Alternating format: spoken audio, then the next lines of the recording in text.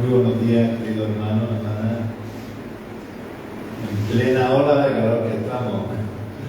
Y qué bueno, porque nosotros buscamos otro calor. El calor lo puedes tomar como quieras. Pero el más hermoso es el calor espiritual, sin ninguna duda. Yo paso 15 horas al día al sol, prácticamente. Y eso lo que hace es quemarme. Pero en el espíritu, cuando entra en el espíritu ese calor que no se puede describir. Yo lo he intentado algunas veces, queridos hermanos, y no lo puedo describir. Te puedes derretir y no quemarte. Del amor que nos impulsa, ese algo que no lo podemos, yo no lo puedo traducir en palabras. Pero es la misma presencia del Señor que va en cada uno de nosotros, porque, como dice en su palabra, somos templos del Espíritu, y eso es innegable. Yo me gozo y creo que nos gozamos todos en el Espíritu cuando Él se manifiesta.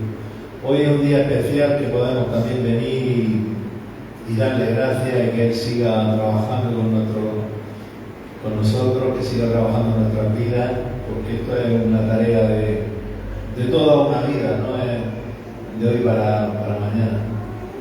El amor ya está en marcha, y nosotros lo único que tenemos que hacer es recogerlo. Es inmerecido algunas veces, pero vemos que está ahí y tenemos que aprovecharlo y contaminar el ambiente de amor, no de maldad, sino de amor. Ser nosotros los que traslademos eso, como dice en el cántico que vamos ahora a hacer, llevar esa invitación, llevar esa esperanza que no la tiene. Amén. Hermanos, somos el pueblo, un pueblo especial que estamos llamados a dar el testimonio. No somos todos predicadores, no somos todos músicos ni adoradores, somos un pueblo que estamos solamente destinados a llevar esa buena noticia, a esa esperanza que no la tiene, y nos tenemos que poner muy contentos y celebrarlo y ponernos de pie ahora también, el que pueda, y vamos a celebrarlo juntos, hermanos. Somos el pueblo de Dios, somos un pueblo esencial, llamados para anunciar las virtudes de aquel que nos llamó a su luz. Somos el pueblo de Dios, somos especiales, somos un religión, su Espíritu Dios para darnos poder y ser testigos de Él, y llevaremos su gloria a cada pueblo y nación, trayéndoles esperanza y nuevas de salvación.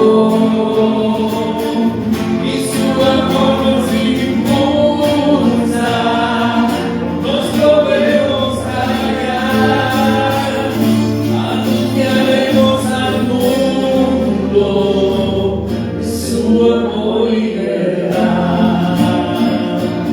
Somos el pueblo de Dios, somos un pueblo especial, llamados para anunciar las virtudes de aquel que nos llamó a su luz.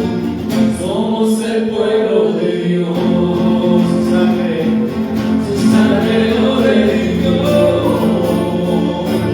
y su Espíritu Dios para darnos poder, ser testigos de Él. Vamos arriba. Y llevaremos su gloria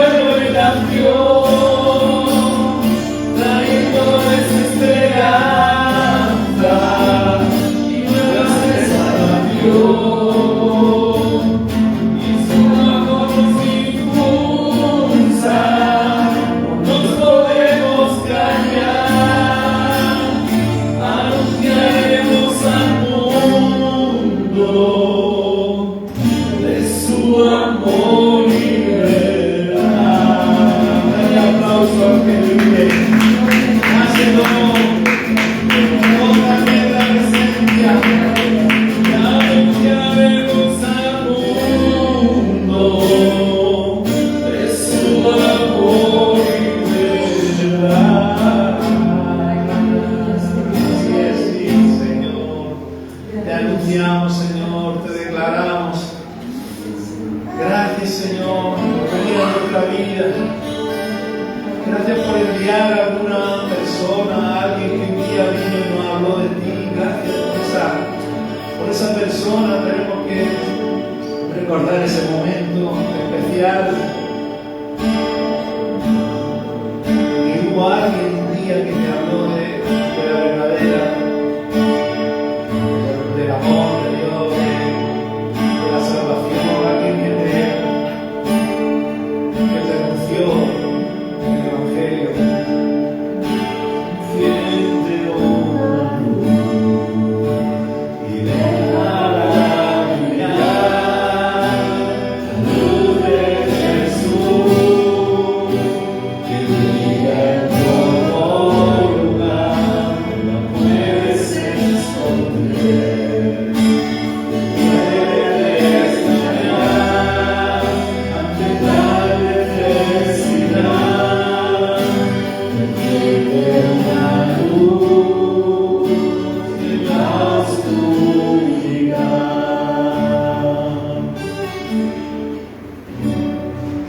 ¿Cómo puedes imponer aquel el cual lo han querido?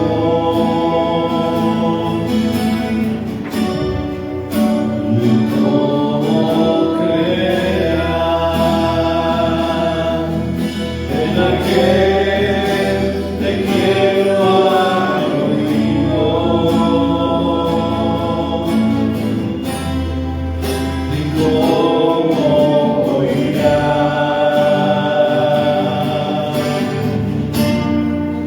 sin darme estrella. Hermosos son los pies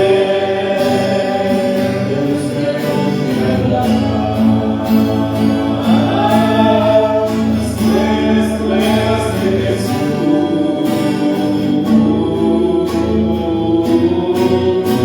Enciende una luz y déjala brillar, la luz de Jesús.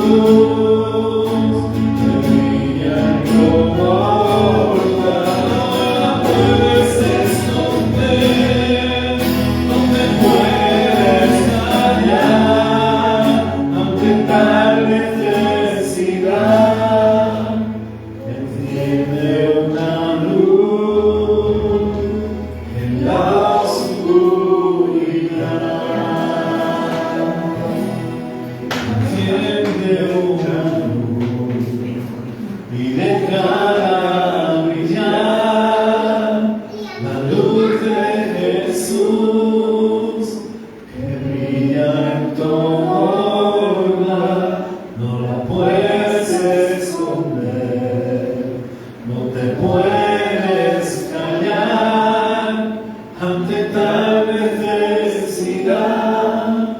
Enciende una luz en la oscuridad.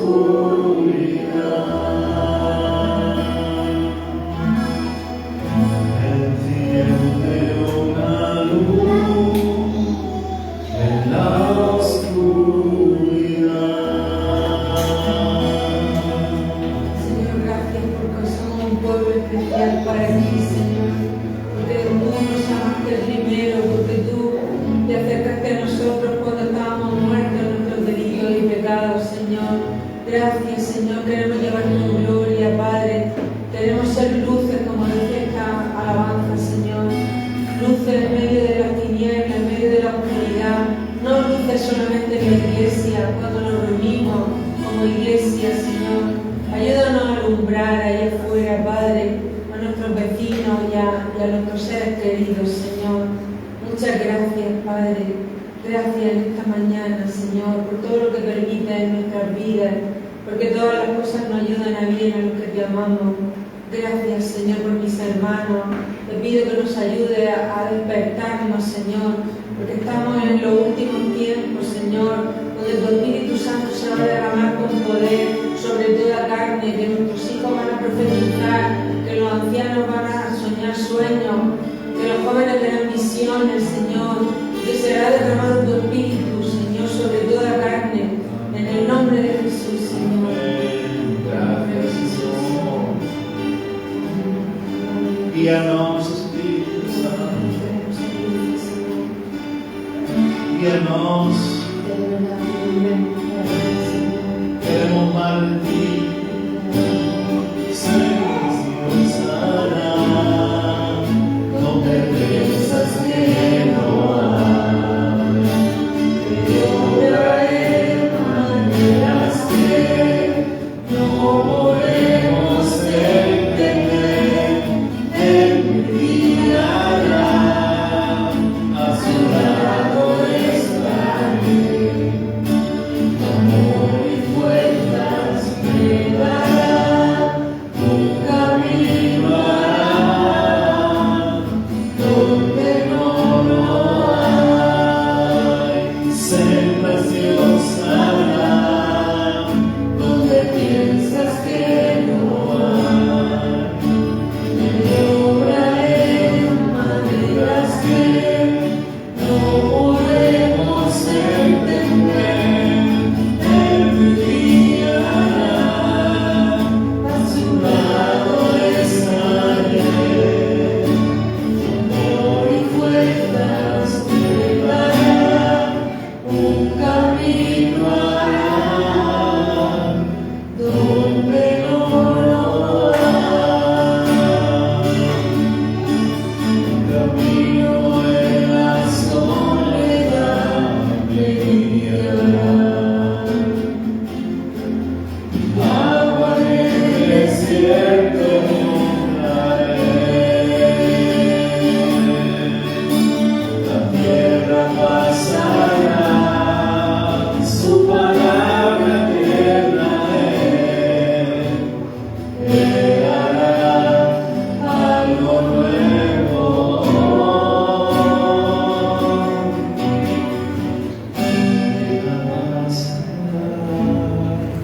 Su palabra eterna Él hará algo nuevo.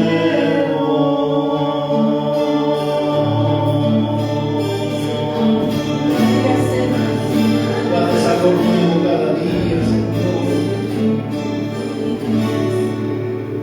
Gracias, Señor. Gracias, Señor.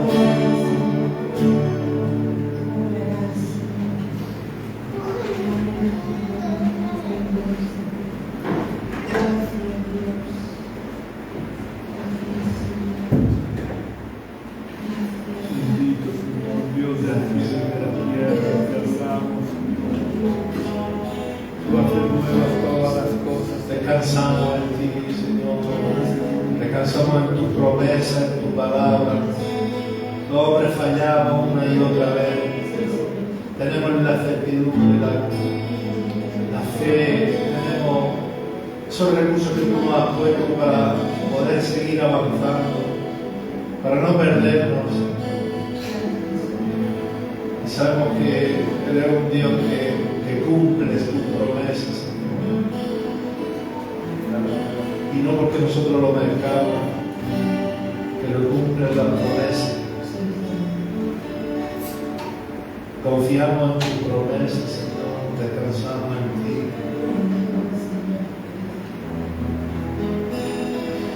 Dios de pacto, que guarda sus promesas, cumple su palabra, que guía mi destino.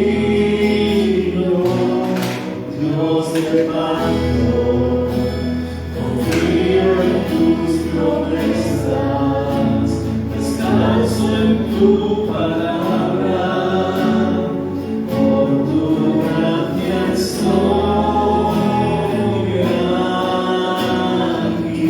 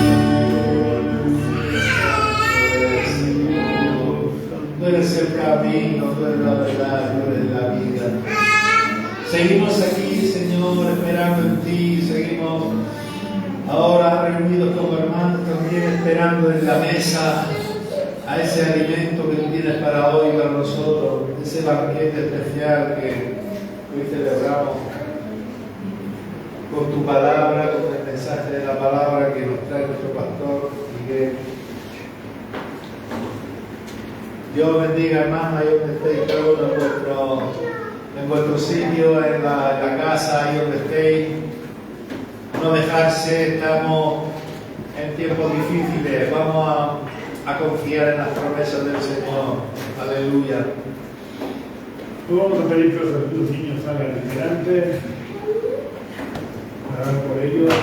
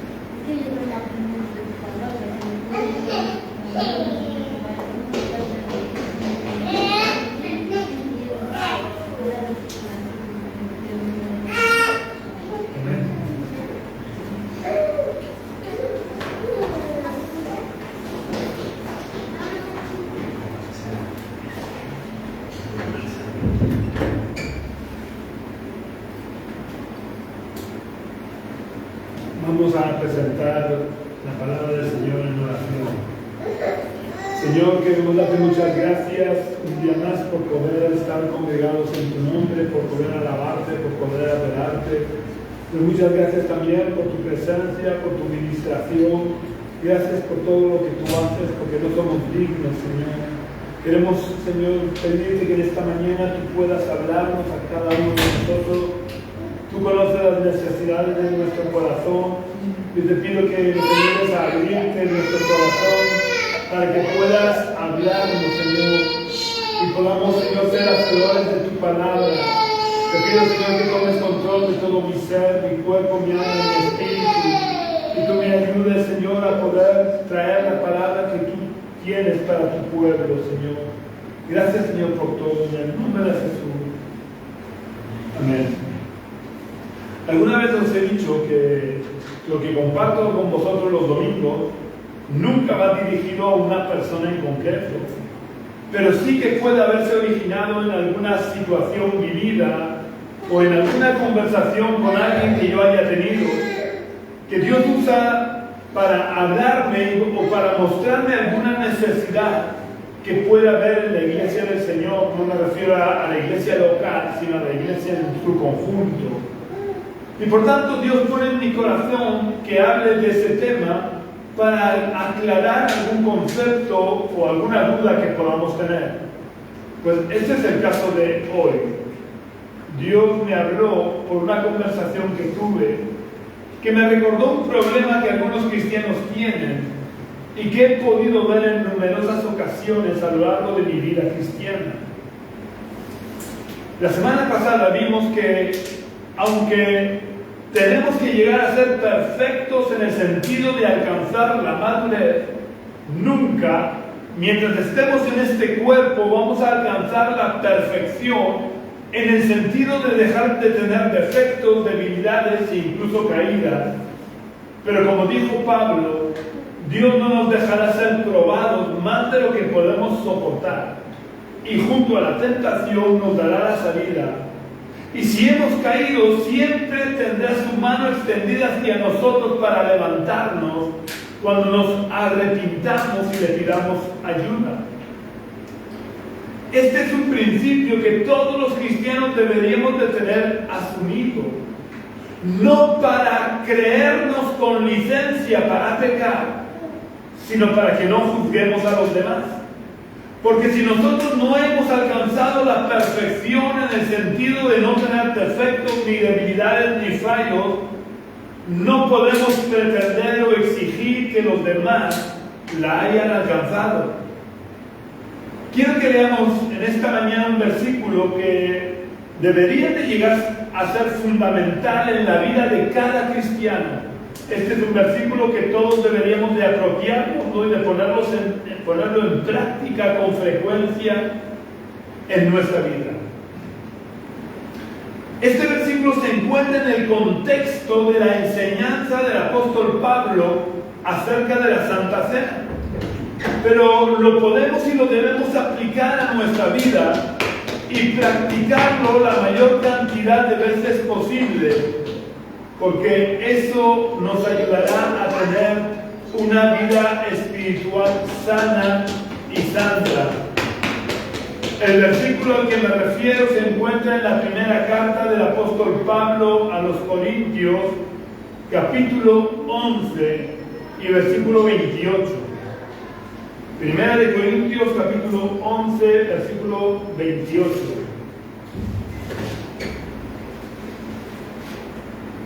El apóstol Pablo dice: por tanto, pruébese cada uno a sí mismo y coma así del pan y beba de la copa.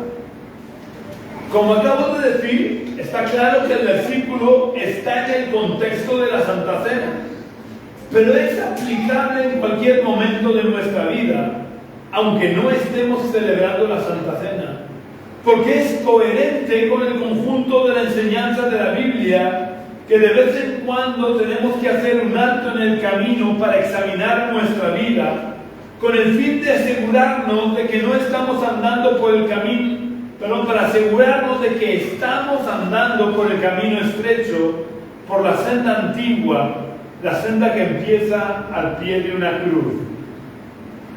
Porque muchas veces nos vamos desviando y no nos damos cuenta. ¿Sabéis? Si dos caminos parten de un mismo punto, en los primeros metros hay poca distancia entre uno y otro, pero cuando has recorrido kilómetros hay una gran distancia entre uno y otro. Así que cuanto antes nos demos cuenta si nos hemos equivocado del camino, mucho más fácil nos será volver al camino correcto. Por eso es bueno, es necesario que de vez en cuando en nuestra vida cristiana podamos hacer un alto en el camino y examinarnos o probarnos a nosotros mismos. Y quiero enfatizar que el Pablo dice en este versículo: por tanto, pruébese cada uno a sí mismo. Aunque algunos cristianos leen: por tanto, probad al hermano que tienes a tu lado. Y aunque muchos cristianos les parece que dice eso, lo que dice realmente es que debemos de probarnos cada uno a nosotros mismos. Es decir, tenemos que probarnos a nosotros mismos. O lo que es lo mismo, tenemos que juzgar nuestra propia vida para ver si andamos conforme a la palabra de Dios, o estamos viviendo como los fariseos, que tratamos de poner cargas sobre los demás que nosotros ni con un dedo queremos mover. Cuando tratamos de aplicar este versículo a nuestra vida, podemos cometer dos posibles errores. El primero lo acabo de decir, que es el de juzgar a los demás en vez de juzgarnos a nosotros mismos. Y el segundo error es que mientras a los demás los juzgamos conforme a lo que entendemos que dice la Biblia, para juzgarnos a nosotros con mucha frecuencia nos comparamos con alguien que está espiritualmente peor que nosotros, porque de esta manera nos sentimos bien, dado que nos sentimos más espirituales, nos sentimos mejores cristianos que la persona con la que nos hemos comparado, olvidándonos que tenemos que llegar a la estatura de la plenitud de Cristo. Es decir, nuestra meta tiene que ser llegar a ser como Cristo, no como ninguna otra persona. Es verdad que cuando estamos en el liderazgo de la iglesia, tenemos que juzgar aquello que es pecado para tratar de mantener la santidad en la iglesia. Pero en el liderazgo de la iglesia tenemos que preocuparnos de juzgar las situaciones que pueden originarse en el lugar donde somos líderes.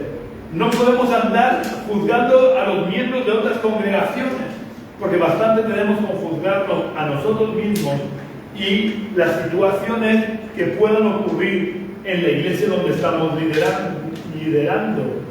Y tenemos un ejemplo en el propio apóstol Pablo. Pablo les dice a los cristianos de la ciudad de Corinto en su primera carta, en el capítulo 5 y versículo 3.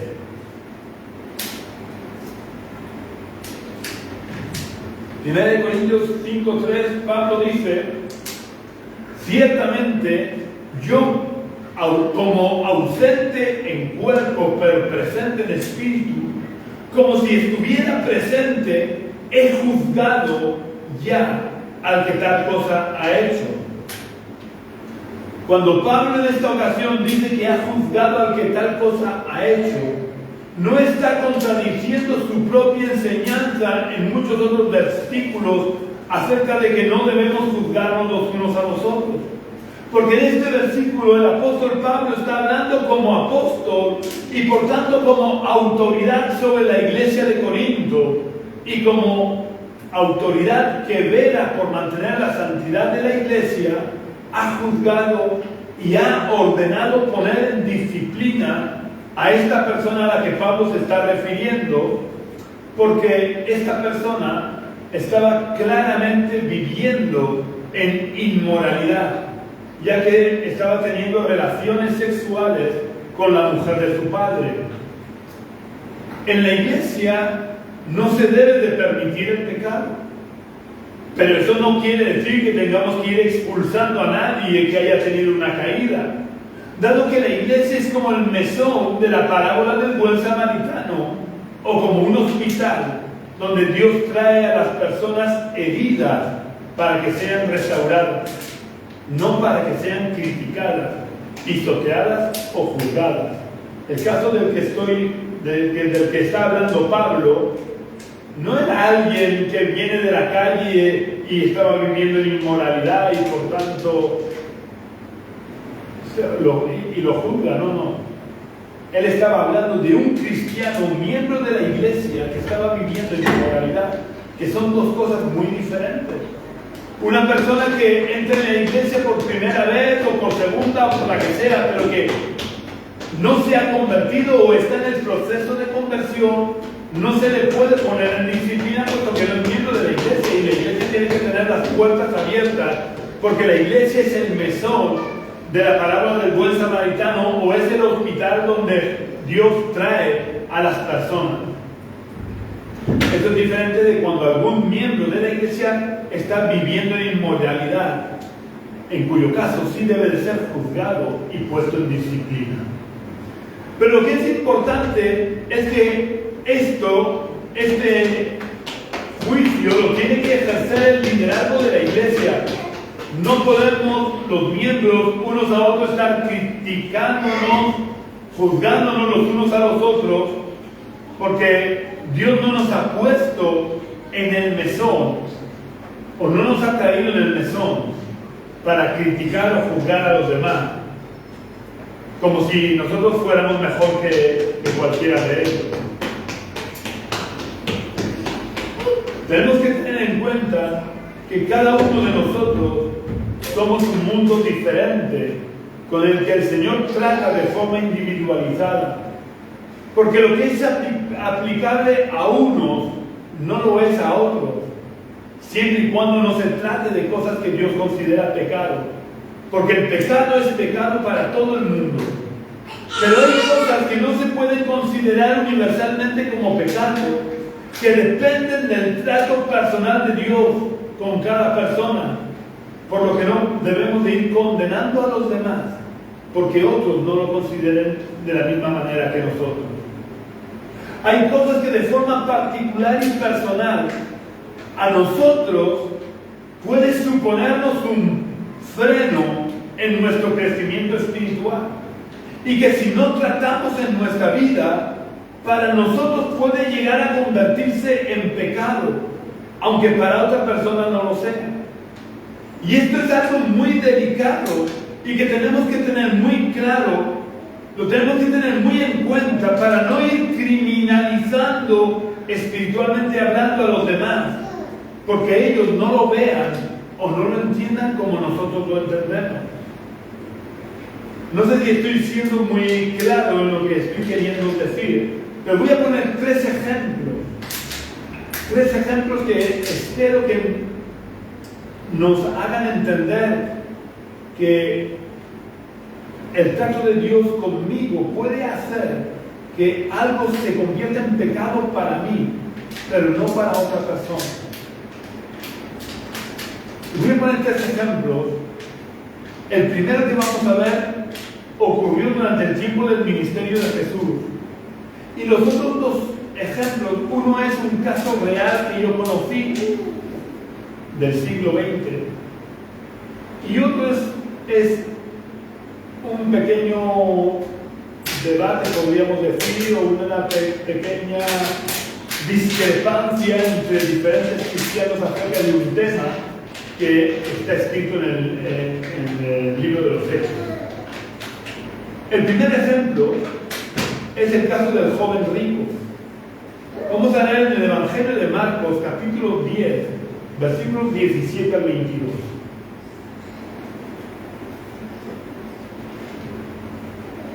Evangelio de Marcos, capítulo 10, versículos 17 al 22, dice: al salir él, está hablando de Jesús, al salir él para seguir su camino, llegó uno corriendo y arrodillándose delante de él le preguntó: Maestro bueno, ¿qué haré para heredar la vida eterna? Jesús le dijo: ¿por qué me llamas bueno? Nadie es bueno sino solo uno, Dios.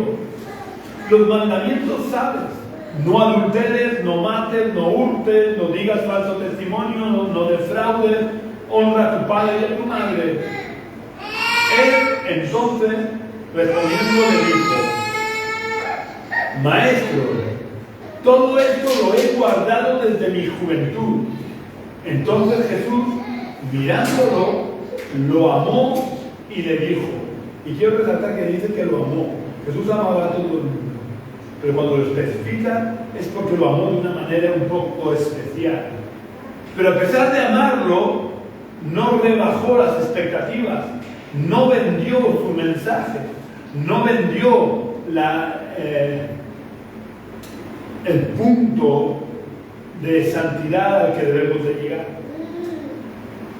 A pesar de que lo amó, mirándolo lo amó y le dijo: una cosa te falta, anda, vende todo lo que tienes y dalo a los pobres y tendrás tesoros en el cielo, y ven y sígueme tomando tu cruz. ¿Creéis que Dios hace acepción de personas?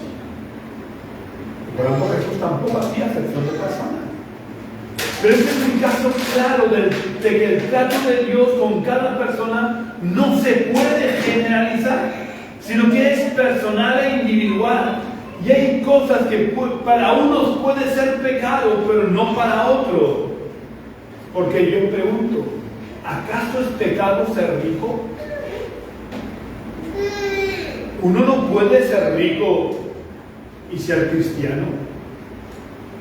Yo he conocido a personas ricas y eran buenos cristianos. Ser rico no es pecado. Puede ser pecado la manera en la que has obtenido las riquezas. Si las has obtenido de forma fraudulenta, como le había ocurrido, no sé si lo acordáis, de Zaqueo, que era publicano. Por eso, como Zaqueo las había obtenido un poco de forma fraudulenta, cuando recibe la visita de Jesús y se convierte, él dice que les va a devolver todo lo que había robado, y a los que le habían defraudado se lo iba a devolver cuadruplicado. Pero el ser rico en sí mismo no es pecado, porque Dios me ha podido bendecir en mis negocios o me ha podido heredar la riqueza. Por tanto, el ser rico en sí mismo no es pecado. Este joven rico que se acercó a Jesús, no sabemos cómo había obtenido su riqueza, Pero en ninguno de los evangelios se sugiere la idea de que hubiera obtenido sus riquezas de manera fraudulenta. Sin embargo, Jesús le dice que para heredar la vida eterna tiene que vender todo lo que posee, darlo a los pobres y seguirle. Este joven, suponiendo ahora que él hubiera obedecido a Jesús y se hubiera convertido en su discípulo, ¿creéis que hubiera tenido el derecho de ir por la vida criminalizando a todos los ricos, criticando y condenando a todo aquel que tuviera riquezas? Porque a él Dios le había exigido desprenderse de todas sus riquezas para poder heredar la vida eterna. Evidentemente no. Y si él hubiera tomado esta actitud, que es la que toman muchos cristianos respecto a otros temas, se hubiera equivocado. ¿Y por qué digo que se hubiera equivocado? En primer lugar, porque él no era nadie para criticar y juzgar a los demás. Es Dios el que debe de tratar con las personas y no nosotros. Porque solo Dios conoce el corazón de las personas. Y en segundo lugar, porque las riquezas en sí mismas no son pecado. De hecho, uno de los discípulos de Jesús, que al principio lo seguía un poco a escondidas por temor, porque era uno de los principales de la sinagoga, uno llamado José de Arimatea, era rico. Y Jesús nunca le pidió que vendiera las posesiones para heredar la vida eterna. Pero como yo os he dicho hace un momento, Dios no hace acepción de personas. Pero sí que trata a cada uno de nosotros de forma personal e individualizada. Porque Él conoce el corazón de las personas. Por eso al joven rico le pide que venda todo lo que tiene y lo dé a los pobres, mientras que a José de Arimatea no se lo pide. Para el joven rico, las riquezas le suponían una pesada carga espiritual que le impedía heredar la vida eterna, porque las riquezas se habían convertido en su corazón en un ídolo, mientras que las riquezas para José de Arimatea no eran ningún problema, porque para él las riquezas no eran un ídolo. Y esto lo podemos ver claramente en el hecho de que a José no le costó nada desprenderse de su sepulcro y dárselo a Jesús. En aquella época, tener un sepulcro personal o familiar excavado en una roca era una posesión muy valiosa que pocas personas podían tener. Y sin embargo, José se la dio a Jesús sin ningún problema, porque él, a pesar de haber seguido a Jesús un poco a escondidas, amaba a Jesús más que a sus riquezas. Y cuando amamos más a Jesús o a Dios que a las riquezas no suponen ningún problema ni son ningún pecado. Y por tanto, no son un impedimento para heredar la vida eterna. Pero cuando las riquezas se convierten en un ídolo, sí que son un impedimento para heredar la vida eterna. Por eso, el joven rico se hubiera equivocado, si hubiera juzgado, criticado y condenado a todos los que tuvieran riquezas por el único motivo de que a él Dios le había pedido que vendiera todo lo que tenía y lo repartiera entre los pobres. Lo que tenemos que tener claro como cristianos es que Dios trata con nosotros como Él quiere, porque Él conoce nuestros corazones y sabe lo que es mejor para cada uno de nosotros. Por eso nosotros no debemos de tratar de generalizar aquellas cosas que son el resultado del trato personal e individual de Dios con cada uno de nosotros. Y por eso debemos, como dijo Pablo, examinarnos a nosotros mismos, no a los demás, y juzgarnos a nosotros mismos. Pero no debemos juzgar o examinar a los demás porque de eso ya se encarga Dios. El segundo caso que vamos a ver con respecto a que no podemos juzgar o criticar a los demás en función del trato personal e individual con el que Dios trata con nosotros. Como os he dicho antes, es un caso que conocí yo personalmente. Me estoy refiriendo a un siervo de Dios que ahora es ya muy anciano. Incluso supongo que seguirá vivo, porque creo que me hubiera enterado de alguna manera. Porque era un hermano muy conocido, especialmente en esta zona de Cartagena. Pero también no era por la parte donde yo vivía, en el puerto de Sagunto. Estoy refiriendo a Ricardo Hutzel. Este hermano, recuerdo que cuando yo era joven, una noche estaba cenando en casa de mis padres, porque mi padre lo había invitado a compartir en la iglesia. Y en la cena salió a la conversación el tema del ajedrez. Mis hermanos y yo, en la conversación, afirmamos que el jaque mate, no sé si sabéis lo que es el jaque mate en ajedrez, es la jugada que hace que el rey del contrario no pueda moverse en ningún sitio sin ser matado. Pues nosotros decíamos que el jaque mate más rápido que se puede hacer en ajedrez era lo que se conoce como el jaque mate pastor, en el que se hace jaque mate a la cuarta jugada. Bueno, pues este hermano Ricardo Hutzel nos dijo que no era el más rápido, ya que si se daban las circunstancias adecuadas, se podía hacer un jaque mate en 2 jugadas. A nosotros eso que no entendemos mucho de ajedrez nos pareció imposible. Así que él, usando la terminología propia del ajedrez, intentó explicarnos cómo se hacía. Pero como mis hermanos y yo solo somos simples aficionados al ajedrez, no lo entendimos por más de que él trató de explicarnos. Así que nos dijo que pusiéramos todas las piezas en el tablero, que nos iba a hacer una demostración. Pero para nuestra sorpresa, cuando íbamos por la mitad de poner las piezas en su sitio, nos pidió que no siguiéramos poniendo piezas, que no nos lo iba a hacer, no nos iba a hacer la demostración. Claro, mis hermanos y yo nos quedamos bastante perplejos, porque no entendíamos por qué no nos iba a hacer la demostración de que se podía hacer jaque mate en 2 jugadas.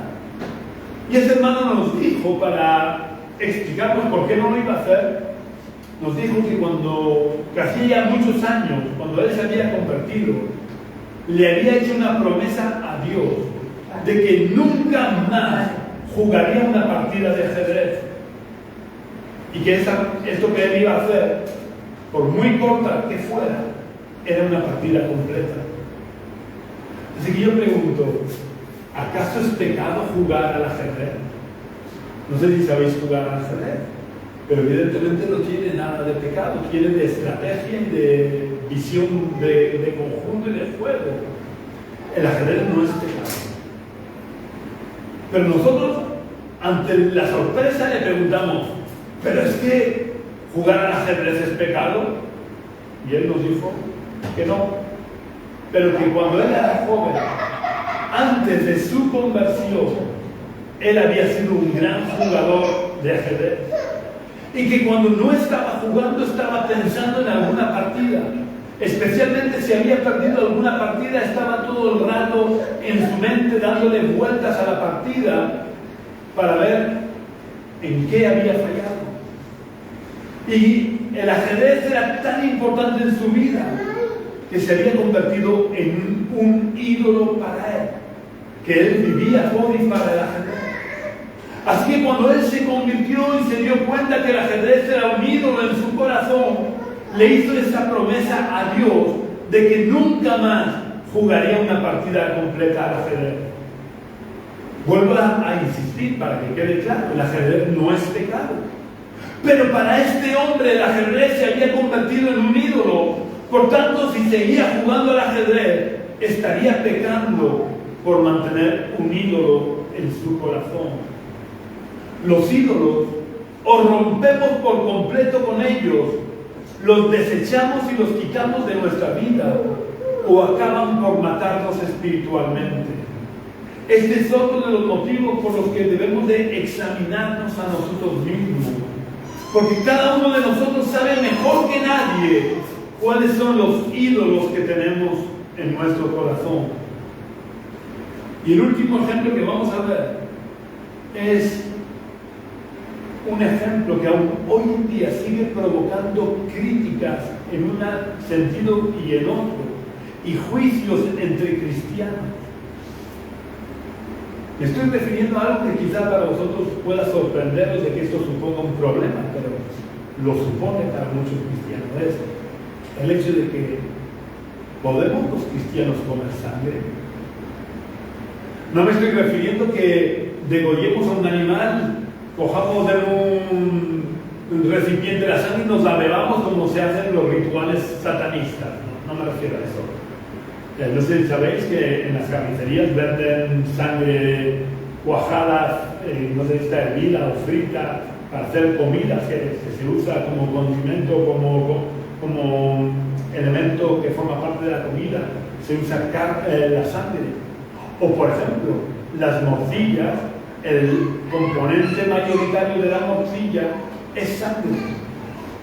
Pues no sé si lo sabéis, pero para algunos cristianos es un problema el comer sangre.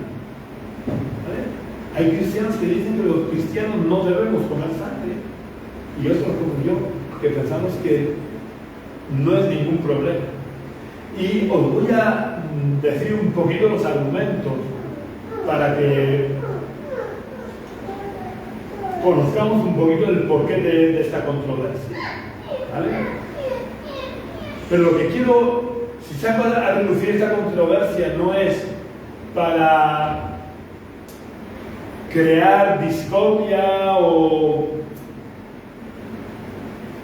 empezar una discusión. No es para eso. Y los que lo veáis por internet, no hace falta que me pongáis en comentarios argumentos a favor o en contra. Yo creo, y lo veremos en qué me baso, que cada cristiano debe de actuar en conciencia. Si para ti es pecado comer sangre, si comes sangre estás pecando. Pero para mí, como no supone ningún pecado, no lo es. Y no debemos de juzgarnos. Ya veremos algunos versículos que demuestran claramente que esto no debe de ser motivo de problemas entre cristianos. Ahora, quiero también diferenciar la postura de estos cristianos que defienden que el cristiano no debe de comer sangre, no llega al extremo de los testigos de Jehová, que se niegan incluso a recibir transfusiones de sangre en base a esto que vamos a ver. No es lo mismo. Estos cristianos simplemente dicen que ellos no comen sangre y que creen que el cristiano no debe comer sangre, pero no tiene nada que ver con la transfusión de sangre. Porque la transfusión de sangre no me la pongo yo para sentirme bien. Cuando tienen que poner una transfusión de sangre es por necesidad, o porque tu cuerpo está destruyendo tu propia sangre, o porque en un accidente o en una operación has perdido mucha sangre. Y no es lo mismo, es un motivo sanitario. Esto es como el caso de las drogas. ¿Es pecado drogarse? Evidentemente es pecado drogarse. Pero es pecado que un enfermo terminal le metan morfina y lo tengan sedado a base de morfina, que es una droga, la morfina, evidentemente. Eso no es pecado, porque es por motivos sanitarios. ¿Vale? Entonces no tiene nada que ver el tema con las transfusiones. Evidentemente un cristiano puede recibir transfusiones si la necesita. Si Cristo nos dio su sangre, derramó su sangre por nosotros, no vamos nosotros a poder dar sangre los que puedan o recibir sangre en caso de necesidad. Bueno, voy a leer los versículos en los que se basan los cristianos que dicen que los cristianos no debemos de comer sangre. Se encuentra en el libro de los Hechos, capítulo 15, versículos 19 y 20. Os pongo en situación. Resulta que el apóstol Pablo vuelve de su primer viaje misionero y empiezan a haber controversias entre cristianos. Unos decían que los cristianos gentiles se tenían que hacer judíos para poder ser salvos, es decir, los hombres tenían que circuncidarse y cumplir todos los rituales de la ley mosaica para ser salvos. Y otros, entre los que estaba Pablo, decía que éramos salvos por la fe, por pura gracia, y que no necesitábamos cumplir todos los requisitos de la ley mosaica para ser salvos. Así que dado que la controversia se hace tan grande en la iglesia de Antioquía, que se convoca un concilio en la iglesia de Jerusalén, desde una reunión del liderazgo de toda la iglesia. El apóstol Pablo cuenta cómo Dios se ha manifestado en las ciudades gentiles y cómo Dios está extendiendo su reino a través de los gentiles. Y entonces también escuchan a los que defienden que hay que cumplir la ley de Moisés. Al final se levanta Santiago y dice: por lo cual yo juzgo que no se inquiete a los gentiles que se convierten a Dios, sino que se les escriba que se aparten de las contaminaciones de los ídolos, que eso sigue siendo así, de fornicación, que sigue siendo así, de ahogado y de sangre. Porque si las otras dos cosas siguen siendo así, el ahogado y de sangre, aunque no solemos comer carne de animales ahogados normalmente, por lo que eso no supone un problema, pero sí puede suponer un problema el tema de la sangre. Dicen, ¿por qué? Unas cosas siguen vigentes y otras no. Si las dos primeras cosas siguen vigentes, las otras también. Pero la respuesta es muy sencilla. Las dos primeras exigencias impuestas en estos versículos vienen ratificadas en otros lugares del Nuevo Testamento. Es decir, tanto el apóstol Pablo como otros autores de los libros del Nuevo Testamento confirman que debemos de abstenernos de fornicación y que debemos de abstenernos de los ídolos, de practicar la idolatría. Pero sin embargo, no hay ninguna confirmación en todo el resto del Nuevo Testamento que diga que debemos de abstenernos de comer sangre. Aparte, hay una razón histórica por la que el apóstol Santiago da esta prohibición. La iglesia en este momento en el que hay esta discusión es mayoritariamente judía, aunque se habían convertido ya gentiles, pero mayoritariamente era judía. Y sus miembros se relacionaban mayoritariamente con judíos. De hecho, en este tiempo todavía el cristianismo era considerado como una rama del judaísmo. Así que el comer sangre, que es una abominación para los judíos, si los miembros de la iglesia querían seguir manteniendo sus lazos familiares y sus lazos de amistad para poder llevarles el evangelio, no tenían más remedio que abstenerse de comer sangre. Por eso Santiago da esta prohibición, para no ser un obstáculo a la extensión del evangelio. Pero vamos a ver lo que el apóstol Pablo enseña pasados los años a la iglesia de Corinto, en 1 Corintios capítulo 10, versículo 25.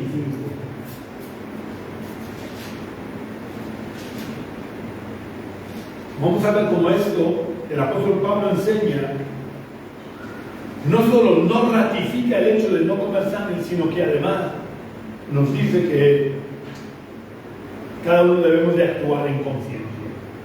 1 Corintios capítulo 10, versículo 25 dice: de todo lo que se vende en la carnicería, y la sangre se vendía en la carnicería igual que se vende hoy en día en la carnicería, de todo lo que se vende en la carnicería, comer sin preguntar nada por motivos de conciencia. ¿Vale? Creo que el apóstol Pablo es bastante claro. Todo lo que se vende en la carnicería podéis comerlo sin necesidad de estar haciendo preguntas. Cuando Pablo escribe este versículo era consciente, ¿vale? Y esto debemos de tenerlo claro. Pablo era plenamente consciente de que uno de los productos que se vendían habitualmente en las carnicerías era la sangre de animales, pero con un plus de problema de conciencia, y es que era la sangre de animales ofrecida a los ídolos. ¿Vale? Sin embargo, el apóstol Pablo dice que comamos sin preguntar nada, precisamente para no tener que preguntar si esto ha sido sacrificado o no a los ídolos. Porque también un poquito más adelante dice, si te dicen esto ha sido ofrecido a los ídolos, entonces no comas, porque entonces estás pudiendo ser de tropiezo. Entonces tú no preguntes, lo que te pongan en la mesa comes sin problema de conciencia. De todo lo que tú puedas comprar en la carnicería puedes comer sin problemas de conciencia. 2 versículos más adelante, como os digo, es donde el apóstol Pablo les dice que si alguien nos invita a comer, que debemos de comer sin preguntar nada. Pues digo, yo he viajado por Marruecos y yo he comprado comida para comer, he comido carne, y en Marruecos toda la carne está ofrecida a Alá, y está ofrecida, me parece que es el nombre de Mahoma, y yo no tengo ningún problema de conciencia. Además, vamos a ver, para no comer sangre deberíamos de hacer como hacen los judíos en Israel, que es curioso porque la mayoría hoy en día en Israel, desgraciadamente la mayoría se consideran ateos, pero sin embargo en lo que se llaman las carnicerías kosher o algo así, que quiere decir de comida santa, la carne primero la hierven para quitarles todo rastro de sangre. Porque cuando comes un filete de carne, estás comiendo sangre. No puedes eliminar toda la sangre. Pero bueno, el caso es que, como hemos visto, Pablo dice que lo que se vende en la carnicería es que comamos sin problemas de conciencia.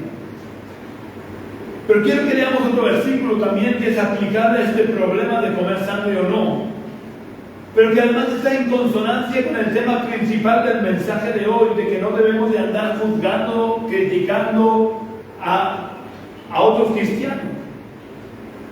Vamos a leer en la carta que el apóstol Pablo escribe a los Colosenses, capítulo 2, versículo 16.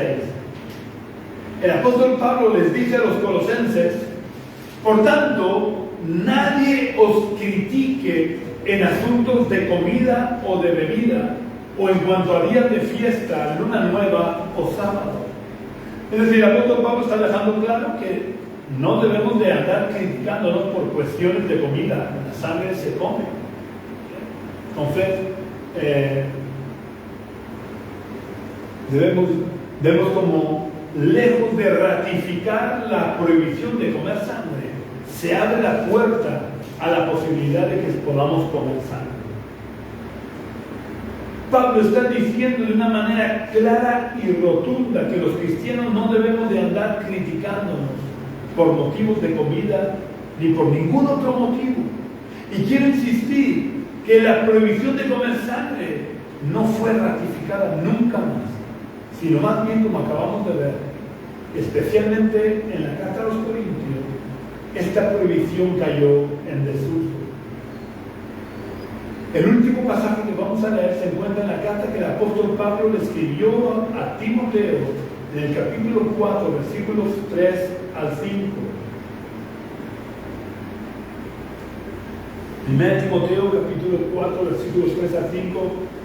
Pablo, hablando de los hombres malvados de los últimos tiempos, y creo que estamos en los últimos tiempos, el apóstol Pablo escribiendo hablando de estos hombres malvados de los últimos tiempos, dice: estos prohibirán casarse y mandarán a abstenerse de alimentos que Dios creó para que con acción de gracias participaran de ellos los creyentes y los que han conocido la verdad.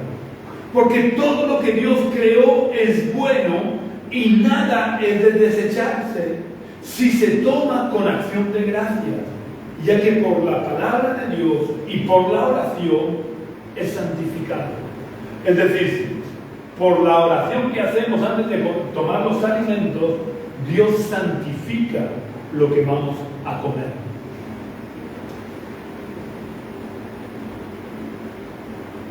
Pero yo quiero terminar este tema diciendo lo que Pablo siempre deja claro, y es que ante cualquier controversia debe de prevalecer la ley del amor, que consiste en que si voy a comer con un hermano que yo sé que tiene problemas de conciencia en la cuestión de comer sangre, no debo de comer sangre delante de él, ¿vale? No por hipocresía, sino por respeto a su conciencia, porque el amor debe de ser más fuerte que nuestros derechos. Y si yo sé que le voy a hacer daño, aunque sea sin motivo, si yo sé que le va a hacer daño al hermano verme comer sangre, no debo comer. Yo he conocido hermanos que no comen sangre, pero que me han dicho que yo podía comerlo libremente, que él entendía que él lo entendía así, que no podía generalizar y que no le suponía un problema de conciencia. Pero hay hermanos que les puede suponer un problema de conciencia. Pero esto que yo he puesto, el ejemplo que yo he puesto de la sangre, es un ejemplo más de muchos temas que hay en la Biblia, que si cogemos un versículo y lo generalizamos, podemos estar juzgando y criticando a otros hermanos, realmente sin motivo. Y así de pasada voy a decir otro tema que me acabo de acordar, que es el que da origen al mensaje de hoy. El mensaje de hoy, Dios me lo puso en el corazón por una conversación que tuve por el Facebook con una persona que decía que las mujeres no pueden llevar pantalones. Ahora yo pregunto, y se lo pregunté varias veces, dime un solo versículo en el que diga que una mujer no puede llevar pantalones. Y siempre se enrocaba en lo mismo, en juzgar, criticar a las mujeres que llevan pantalones, pero no me decía el versículo. Al final, pues lo bloqueé, porque el Facebook no quiero que sirva para discusión, sino para extender el mensaje de la mujer. Pero yo quiero que penséis realmente, ¿hay algún versículo en la Biblia que hable de que la mujer no puede llevar pantalones? Evidentemente no, porque los pantalones no existían. Quienes defienden esta cuestión de los pantalones o no en las mujeres se basan, quienes conocen un poco la Biblia, porque por lo visto esta persona ni siquiera sabe que existe ese versículo, sino enseguida me lo hubiera sacado.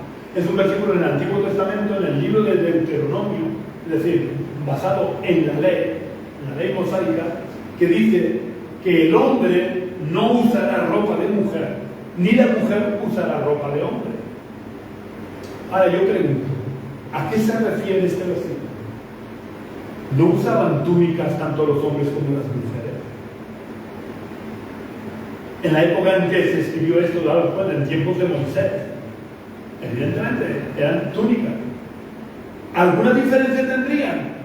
Que las túnicas de mujer eran ropa de mujer, túnicas de hombre eran ropa de hombre. Y yo pregunto, ¿los pantalones que usan las mujeres es ropa de hombre o de mujer? Para ir a comprar un pantalón de mujer, ¿te puedes ir a la sección de hombres o te tienes que ir a la sección de ropa de mujer? Porque el cuerpo de la mujer es diferente al cuerpo del hombre.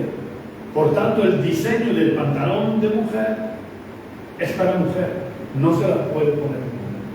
Y el pantalón de hombre es verdad que se lo puede poner una mujer, pero le queda bastante ridículo, porque la forma del cuerpo del hombre es mucho más recta que el cuerpo de la mujer, y las posturas están hechas para que una mujer pueda sentirse cómoda con el pantalón.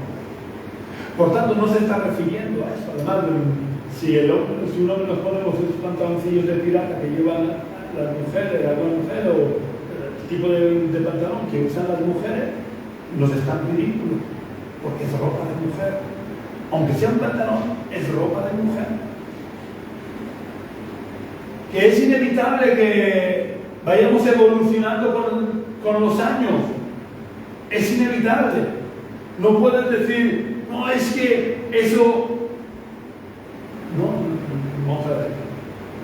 Es verdad que nosotros debemos de estar en la retaguardia de la evolución de la moda, puesto que la moda tiene la tendencia a ir enseñando lo más posible, mientras que el cristiano debe de ocultar las partes del cuerpo que Dios quiere que solamente nosotros y nuestros cónyuges la vean. Pero es inevitable que vayamos evolucionando. Si no, tendríamos que vestirnos con túnicas. Yo no me he visto con túnicas porque haría el ridículo hoy en día ir vestido con una túnica de tiempos de Jesús. Y no le digo si me pongo una túnica de tiempos de Moisés. Luego, es inevitable que vayamos evolucionando. Y vamos evolucionando en nuestra forma de vestir. Lo verdaderamente importante es la decencia. Y tan decente es un pantalón como una falda, o tan indecente es una falda como un pantalón. Porque desgraciadamente yo veo a veces cristianas que parecen más mujeres del mundo en su forma de vestir llevando faldas. ¿Vale? Es decir, el problema no está en un pantalón o en una falda, el problema está en la decencia, en que la ropa está hecha para ocultar la desnudez. Podemos verlo, el primer diseñador de moda fue Dios mismo, cuando le hizo túnicas de pieles a Adán y a Eva. Y le hizo túnicas de pieles para ocultar el cuerpo, no para insinuarlo ni para enseñarlo. Por tanto, el cristiano debe de vestir con decencia, tanto el hombre como la mujer. Oye, yo quiero que penséis un poco, yo soy un hombre, ¿no? Se nota, ¿vale? Imaginaos que no estuviera tan gordo y que voy al gimnasio todos los días y me pongo a hacer cacha.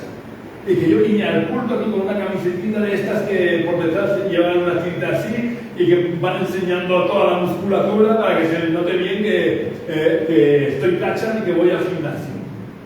¿Creéis que sería normal que yo viniera al culto así? ¿Es pecado ir al gimnasio? No es pecado. Si hago culto al cuerpo, sí. Si voy para que me miren, sí. Ahora, si yo fuera al gimnasio para mantenerme un poco sano, para ayudarme un poquito a perder peso, que no voy al gimnasio, ¿vale? No estoy tratando de justificarme porque no voy al gimnasio, pero digo, no es pecado ir al gimnasio. Ahora, no sería lógico que yo viniera con toda la ropa ceñida, que se me montara la tableta de chocolate y toda la musculatura. Pues con las mujeres pasa lo mismo. La ropa es para ocultar nuestra desnudez, para ocultar aquello que solamente nosotros y nuestros cónyuges deben de ver. Y tan decente, insisto, es un pantalón como una falda. O tan indecente es una falda como un pantalón. Depende de cómo esté hecho, de cómo me quede, porque la misma falda que, o el mismo, imaginar, para no poner el ejemplo de mujer, porque casi siempre ponemos el foco en la mujer, pero el hombre es lo mismo. Imaginaos si yo me pongo una camiseta, ya digo, suponiendo que estuviera cacha, que se me viera aquí toda la tableta de chocolate, que me notara ahí el tablete de la camiseta. Suponiendo que yo necesite llevar la talla L y me pongo una S, que se me queda así toda. Esto es indecente. Pero ahora esa misma camiseta se la pone a uno que le corresponde la talla S y no sería indecente.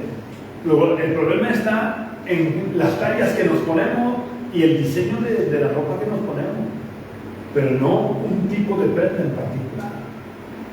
Y como eso hay muchos otros temas que muchas veces desgraciadamente a los cristianos les gusta andar juzgando y criticando a los demás, en vez de hacer lo que el apóstol Pablo enseña en 1 Corintios capítulo 11 que leímos al principio: pruébese cada uno a sí mismo, no al vecino, que bastante tenemos para quitarnos las vigas que tenemos en nuestros propios ojos, para querer ir quitándole la paja a los demás.